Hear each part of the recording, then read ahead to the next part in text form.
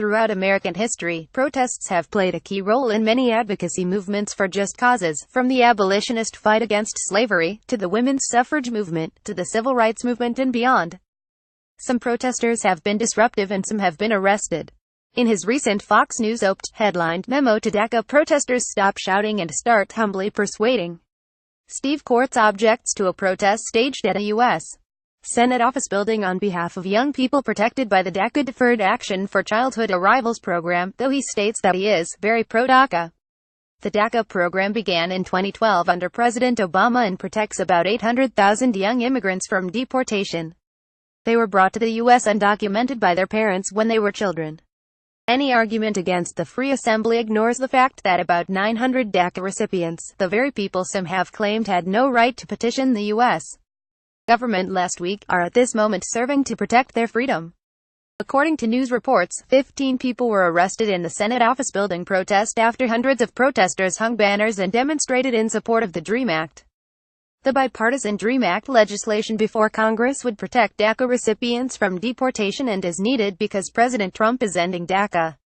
The DREAM Act would also enable the DACA recipients, known as Dreamers, to get legal status if they met certain conditions. Because the passage or failure of the DREAM Act will determine the future of so many young people, it makes perfect sense for those affected and their allies to engage in all manner of nonviolent advocacy, including peaceful protests, to seek passage of the bill. When the voices of the marginalized don't have enough power to be heard, they must turn up the volume.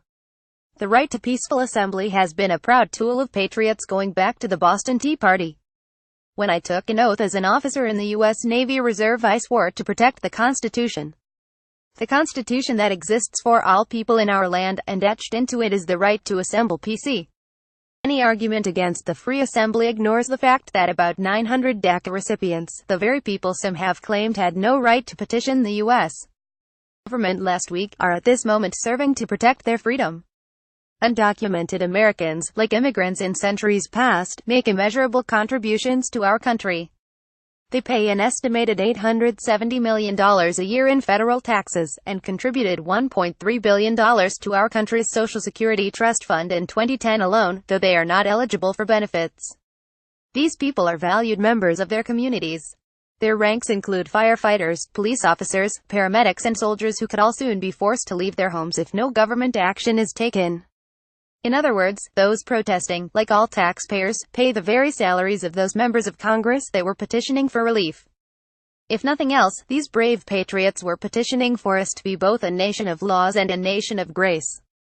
In addition, it's not correct to call undocumented immigrants the pejorative term illegal, as Cortes did in his oped, because it's not a crime to be in this country without documentation, it's a civil offense. Acts can be illegal, but people can't. For example, getting a speeding ticket means a person has driven faster than the legal speed limit. It does not mean the driver is illegal. America is the only nation in the world with a statue in our most prominent harbor inviting the world to give me your tired, your poor, your huddled masses yearning to breathe free. Those words engraved on the Statue of Liberty should mean something, and not simply be an empty slogan.